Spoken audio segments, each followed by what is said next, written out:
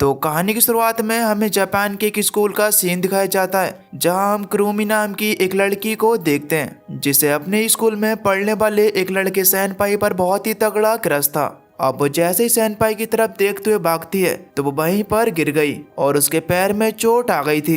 इसके बाद Kurumi school के क्लिनिक में जाती है, जहां हमें इनकी बातों से ये पता चलता है कि कुरुमी यहाँ अक्सर आती रहती है। दरअसल कुरुमी यूं ही सेनपाई के चक्कर में चोट मारा करती थी। यहाँ पर हम एक और लड़की को देखते हैं जिसका नाम है यूकी और वो कुरुमी की दोस्त है। खैर, अब जब ये सभी लोग घर जा रहे होते हैं तब कुरुमी के पास सेनपाई आता है। कुरुमी उसे देखकर एक बार फिर से वहीं पर गिर जाती है। इसके बाद ये दोनों आपस में बातें करते हुए घर जाते हैं और कुरुमी को सेनपाई से बातें कर कर बहुत ही ज्यादा अच्छा लगता है। अगले दिन कुरुमी अपनी टीचर के पास जाती है और उन्हें बताती है कि कल सेनपाई ने मुझसे बात की। यहाँ पर इनकी ये सारी बातें यूकी भी सुन लेती है और वो कुरुमी से कहती है कि अब तुम्हारे पास बिल्कुल ठीक मौका है, तुम्हें अपने दिल की बात सेनपाई से कह देनी चाहिए। दरअसल दोस्तों, इनकी जो टीचर थी वो बिल्कुल इनकी एक दोस्त की तरह थी, जिनसे अपनी सारी बातें शेयर किया करती थी। ये लोग ये बातें कर ही रहे होते हैं कि तभी वहाँ पर एक लड़की आती है जिसका नाम होता है कियोको।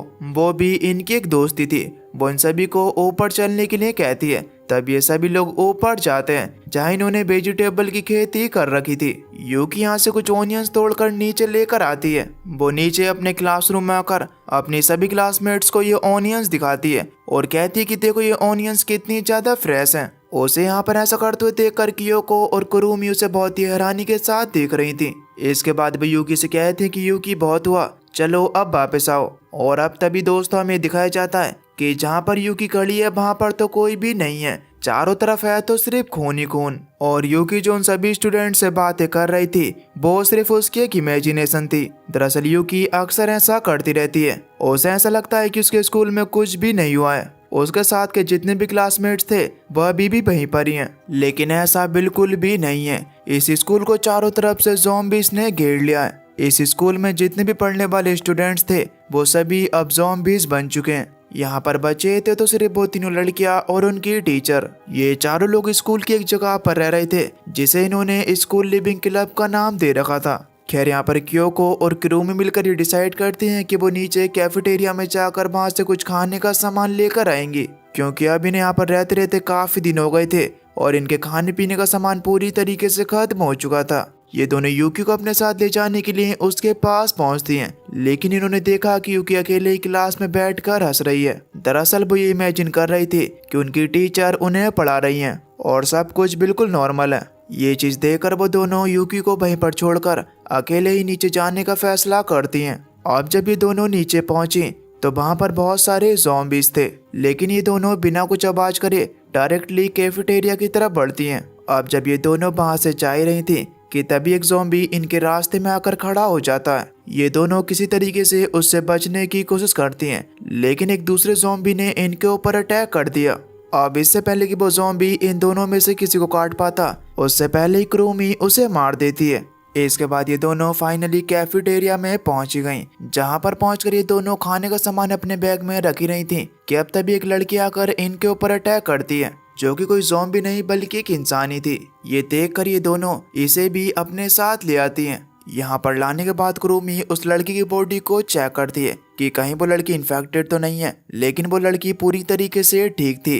वो अपना नाम मिकी बताती है, जो कि पता नहीं कब से ज़ॉम्बी से छुपकर कैफेटेरिया में रह रही थी, लेकिन अब उसे ऐसे लोग मिल चुके हैं जिनके साथ मिलकर वो सरवाइव कर सकती है। खैर, रात के समय में ये सभी लोग मिलकर डिनर करते हैं। खैर, अब सुबह होने पर यूकी मिकी को रूफ टॉप पर ले जाती है और उसे कहते कि देखो सामने ये कितना ज्यादा अच्छा नजारा है। मिकी जब सामने देखती है तो वहाँ पर सिर्फ ज़ॉम्बीज ही ज़ॉम्बीज थे। मिकी ये चीज देखकर पूरी तरीके से हैरान थी कि यूकी इस चीज को अच्छा नजारा बता रही है। इसके बाद नीचे आने पर यूकी किसी और से बातें करने लगती है। मिकी जब देखती है तो वहाँ पर कोई भी नहीं था। यूकी का ये बिहेवियर मिकी को बहुत ही ज्यादा अजीब लगता है, इसीलिए वो कुरुमी और कियोको के पास जाकर उनसे पूछती है कि आखिर यूकी को हुआ क्या है, क्या वो पागल वागल है।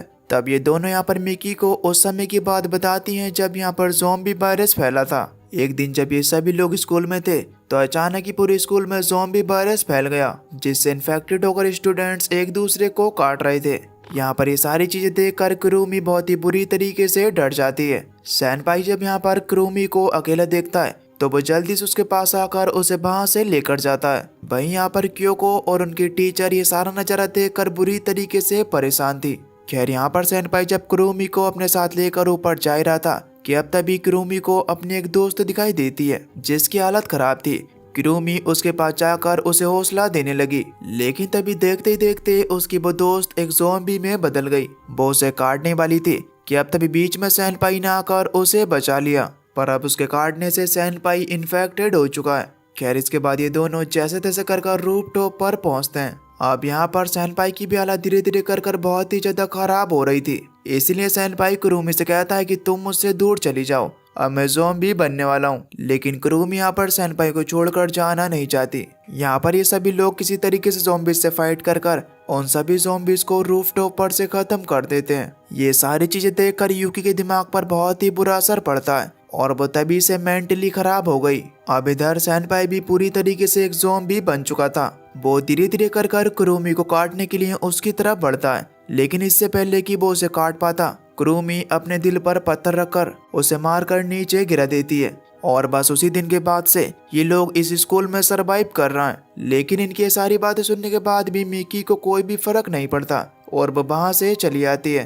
रात को मिकी डिसाइड करती है कि अगली सुबह होते ही वो इन लोगों को छोड़कर यहाँ से चली जाएगी, क्योंकि वो इस तरीके से यहाँ पर फंसकर इनके साथ रहना नहीं चाहती। अब अगली सुबह जैसी हुई तो मिकी स्कूल के एक साइड के स्पीकर को ऑन कर देती है, जिससे कि ज़ॉम्बी उसकी आवाज सुनकर एक तरफ चले जाते हैं। अब इससे मिकी का रास्ता साफ हो गया था, इसलिए वो जल्दी से वहां से निकलने लगती है। लेकिन अब तभी वहां पर यूकी भी उसके पीछे पीछे आकर उसे रोकती है, लेकिन मिकी रुकने वाली नहीं थी। इधर जब कुरुमी और क्योको को स्पीकर के चलने के बारे में पता चलता है तो वो जल्दी से कंट्रोल रूम में जाकर स्पीकर को ऑफ करती हैं। लेकिन वो इस बात से पूरी तरीके से बेखबर थी कि मिकी और यूकी बाहर हैं।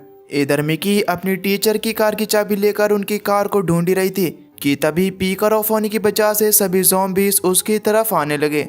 उन ज़ॉम्बीज ने इन्हें चारों तरफ से घेर लिया था, जिनसे बचने के लिए इन्हें कार के ऊपर चढ़ना पड़ा। ये नज़ारा देखकर ये दोनों बुरी तरीके से डर गई। अब इन्हें ये लगने लगता है कि ये यहाँ से बचकर नहीं जा पाएंगे। इधर इन दोनों को जब ये बात पता चलती है कि वो दोनों बाहर फंसी हुई हैं, तो क्योको ने जल्दी से दोबारा से स्पीकर ऑन कर दिया, जिसकी आवाज़ सुनकर ज़ॉम्बीज एक बार फिर से डिस्ट्रैक्ट हो गए। और इसी चीज़ का फ़ायदा उठाकर ये दोनों भागते हुए वापस से अपनी उस बिल्डिंग में आ जाती हैं। और इस तरह आज बड़ी मुश्किल से इन दोनों की जान बची। आज मिकी ने देखा कि किस तरीके से इन तीनों ने मिकी की जान बचाई। इसीलिए मिकी ने अब ये फैसला कर लिया है कि वो इन लोगों को छोड़कर अकेले कहीं पर भी नहीं जाएगी। खैर अब अगले दिन ये लोग फैसला करते हैं कि नीचे वेयर हाउस में जाकर वहां से कुछ खाने का सामान लेकर आएंगे। इस चीज में मिकी भी इनके साथ चलने के लिए तैयार थी। अब ये लोग वेयर हाउस की तरफ बढ़ते हैं। रास्ते में बहुत से ज़ॉम्बीज ने इनके ऊपर हमला करने की कोशिश की, लेकिन ये लोग उन सभी ज़ॉम्बीज को मारकर आखिरकार वेयर हाउस में पहुंच गए, जहां पर पहुंचने के बाद इनकी आंखें खुली की खुली रह गईं, क्योंकि वहां पर इतना सारा खाने पीने का सामान मौजूद था कि अगर ये सालों तक भी यहाँ पर रहना चाहे तो आराम से रह सकती हैं। अब ये लड़कियां अपने साथ कुछ बॉक्स को लेकर जा ही नहीं थी कि तभी एक ज़ॉम्बी ने इनके ऊपर हमला कर दिया। और वो ज़ॉम्बी कोई और नहीं बल्कि सैनपाई था, जिसने कुरुमी को बचाने के चक्कर में अपने आप को ज़ॉम्बी से कटवा लिया था। कुरुमी ने जब उसे देखा तो वो पूरी तरीके से हैरान रह गई। उसके अंदर इतनी हिम्मत नहीं आ पा रही थी कि वो सैनपाई को मार सके। अब जब सैनपाई कुरुमी को बाइट करने ही वाला था कि तभी पीछे से क्योको ने आकर उसे मारा। क्योको कुरुमी के पास आकर उससे पूछती है कि क्या तुम ठीक हो? तब कुरुमी कहती कि हाँ। खैर अब इसके बाद हम ये देखते हैं कि इनके पास काफ़ी सारा फूड है, जिसे ये अपने किचन में सेट कर देती हैं। खाने पीने का सामान मिलने की वजह से ये लोग काफ़ी ज़्यादा खुश हैं और रात को ये लोग एक दूसरे के साथ खेलते भी हैं। अगले दिन ये लड़कियां अपनी जगह को और भी ज़्यादा सिक्योर करने में लग गई, ताकि अगर धोखे से ज़ॉम्बीज यहाँ पर आ भी जाएं तो वो उनसे बच सकें। अब इसी तरीके से यहाँ पर रहते रहते इन लड़कियों को कई महीने बीत जाते हैं और अब इनके स्कूल फेस्टिवल वाले दिन भी आ गए थे। इसलिए यहाँ पर यूकी इन सभी से स्कूल फेस्टिवल को सेलिब्रेट करने के लिए कहती है। इसके बाद ये सभी लड़कियाँ अपने स्कूल फेस्टिवल की तैयारियाँ करने लगती हैं और इन्होंने बहुत ही मन के साथ अपनी उस जगह को सजाया जहाँ पर वो रह रही थी। इसके बाद यूकी अपनी टीचर को बुलाकर लाती है और इन चारों ने अपनी टीचर को सरप्राइज दिया, जिसे देखकर इनकी टीचर भी काफ़ी ज़्यादा खुश होती हैं। इसके बाद ये सभी पार्टी करना शुरू करते हैं। इधर नीचे हम एक ज़ॉम्बी को देखते हैं जिसने कहीं से एक लाइटर उठा लिया था। अब थोड़ी देर बाद हमें यहाँ पर फायर अलार्म की आवाज़ सुनाई देती है। यही आवाज़ जब इन सभी लड़कियों को आवाज़ सुनाई देती है तो ये सोचने लगती है कि आखिर ऐसा नीचे क्या हो गया कि यहाँ पर फायर अलार्म की आवाज़ सुनाई दे रही है। फायर अलार्म की वजह से काफ़ी ज़्यादा शोर हो रहा था और इसी की वजह से जितने भी आसपास के ज़ॉम्बीज थे वो स्कूल के अंदर आने लगे। इधर ये लड़कियां नीचे चेक करने के लिए आती हैं कि आखिर फायर अलार्म क्यों बज रहा है। अब इससे पहले कि ये कुछ और समझ पाती कि तभी वहाँ पर वो जला हुआ ज़ॉम्बी जिसकी वजह से फायर अलार्म बज रहा था वो इनके ऊपर अटैक कर देता है और बस देखते ही देखते बहुत से ज़ॉम्बीज यहाँ पर आकर इनके ऊपर अटैक करने लगे। यहाँ पर क्रूमी इन सब से कहती है कि हमें जल्दी से वापस अपनी जगह पर जाना होगा। यहाँ पर मिकी और कियो को जब वहाँ से जानने की कोशिश करती हैं तो वहाँ पर भी चारों तरफ ज़ॉम्बीज ही ज़ॉम्बीज थे। ये दोनों किसी तरीके से एक दूसरे का हाथ पकड़कर वहाँ से भागती हैं। सभी ज़ॉम्बीज बिल्कुल इनके पीछे पीछे थे, लेकिन ये दोनों किसी तरीके से उनसे अपनी जान बचाकर अपनी स्कूल लिविंग क्लब वाली जगह पर पहुँच जाती हैं। इन्होंने वहाँ पर पहुंचकर जल्दी से डोर को लॉक किया और चारों तरफ से उसे अच्छी तरीके से सील्ड कर दिया। इधर दूसरी तरफ हम यूकी को देख पाते हैं जो कि अपनी टीचर के साथ भागी थी, लेकिन अब वो एक जगह पर आकर अपनी टीचर से अलग हो जाती है। वो अपनी टीचर को चारों तरफ ढूंढ रही थी और उसे कुछ भी समझ नहीं आ रहा था कि आखिर वो करे तो करे क्या। इधर दूसरी तरफ क्रूमी किसी तरीके से सभी ज़ॉम्बी से बचकर अकेले ही भाग रही थी। वो भागते भागते रूफटॉप पर पहुंच जाती है, लेकिन ज़ॉम्बीज अभी भी उसके पीछे थे, इसीलिए वो जल्दी से एक ऊंची सी जगह पर चढ़ गई। इधर हम इन सभी ज़ॉम्बीज को देख पाते हैं जिनमें आग लगने की वजह से वो एक दूसरे से टकरा रहे थे और अब तो उन्होंने स्कूल लिविंग क्लब का भी दरवाजा तोड़ दिया। क्योको और मिकी ये देखकर बुरी तरीके से डर जाती हैं। इधर हम यूकी को देख पाते हैं जिसकी तरफ एक जलता हुआ ज़ॉम्बी आता है और वो उसके पास आकर उसके ऊपर अटैक कर देता है, जिससे यूकी वहीं पर बेहोश हो गई। इधर दूसरी तरफ हम कुरुमी को देख पाते हैं जिसे अब यहाँ से निकलने का कोई भी रास्ता दिखाई नहीं दे रहा। उसे ऐसा लग रहा था कि अब शायद वो नहीं बचेगी, लेकिन फिर उसे सैनपाई की बात याद आती है कि सैनपाई ने किस तरीके से उसके चक्कर में अपने आप का बलिदान दिया था। वो अपने आप से कहती है कि वो सैनपाई के इस बलिदान को ऐसे ही जाया नहीं जाने देगी। इसके बाद वो अपने आप से कहती है कि मैं गिव अप नहीं करूँगी। इसके बाद वो वहाँ से कूदकर वापस से सभी ज़ॉम्बी से फाइट करना शुरू कर देती है। इसके बाद वो अपने दोस्तों को ढूंढते हुए जब क्लब रूम में आती है तो वहाँ पर सभी ज़ॉम्बीज जल गए थे। उसे लगता है कि इन ज़ॉम्बीज के साथ उसके दोस्त भी जल कर मारे गए, इसलिए वो वहाँ पर बैठ कर रोने लगती है कि तभी वहाँ पर उसे क्योको और मिकी की आवाज़ सुनाई देती है। इसका मतलब यह है कि वो जिंदा है। कुरुमी जल्दी से उनके पास आती है जहाँ पर दो ज़ॉम्बीज उनके ऊपर हमला कर रहे थे। कुरुमी उन्हें मारकर अलग करती है, पर इनकी इस लड़ाई के बीच एक ज़ॉम्बी कुरुमी के हाथ पर काट लेता है, जिसे देखकर इन दोनों को ये लगने लगता है कि शायद कुरुमी को भी ज़ॉम्बी ने काट लिया है और अब वो भी धीरे धीरे कर ज़ॉम्बी बन जाएगी। पर ऐसा नहीं होता। कुरुमी के हाथ में जो सैनपाई के दिए हुए बैंड होते हैं उन पर उस ज़ॉम्बी ने काटा था, जिसकी वजह से कुरुमी की जान बच गई। ये तीनों अपने आप को सेफ देखकर बहुत ही ज़्यादा खुश होती हैं, लेकिन अब तभी इन्हें याद आता है कि यूकी तो इनके साथ है ही नहीं, इसलिए फिर ये तीनों यूकी को ढूंढने के लिए जाती हैं। इधर यूकी जो कि बेहोश पड़ी थी, उसे जब होश आता है तो वो बुरी तरीके से डर गई। वो अपनी टीचर को आवाज़ दे रही थी और अब तभी उसे वहाँ पर अपनी टीचर दिखती हैं जो कि मेडिकल रूम में जा रही थी। उनके पीछे पीछे यूकी भी जाती है। यूकी को वहाँ पर पहुंचकर एक टेडी का टूटा हुआ एयर दिखाई देता है, जिसे देखते ही यूकी को पता नहीं क्या हुआ, वो एकदम फ्रीज सी हो गई। दरअसल यूकी को उस दिन का सीन याद आ गया था जिस दिन उनके स्कूल में ज़ॉम्बी अटैक हुआ था। दरअसल उस दिन ये तीनों लड़कियां और उनकी टीचर इस मेडिकल रूम में से कुछ सामान लेने के लिए आई थी। यूकी को वहाँ पर एक टेडी पड़ा हुआ दिखाई देता है। जब वो उसे उठाने के लिए जाती है तो तभी नीचे से एक ज़ॉम्बी निकला और वो उनके पास आने लगा। तब उनकी टीचर जल्दी से वहाँ पर आकर यूकी को बचाती हैं, लेकिन अब तभी पीछे से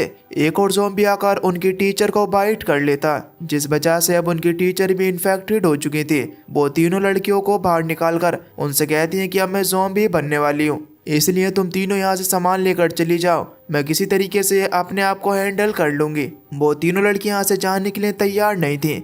तब उनकी टीचर उनसे कहती हैं कि तुम तीनों को मेरे लिए सरवाइव करना है। ये कहकर वो अपने डोर को बंद कर लेती हैं। ये सब होने के बाद ये तीनों वहाँ पर बहुत ही ज़्यादा रोती हैं। इस तरीके से इनकी टीचर इन्फेक्टेड होकर ज़ॉम्बी बन गई थी। यहाँ पर प्रेजेंट टाइम में हमें दिखाया जाता है कि उनकी टीचर अभी भी उसी रूम में बंद है।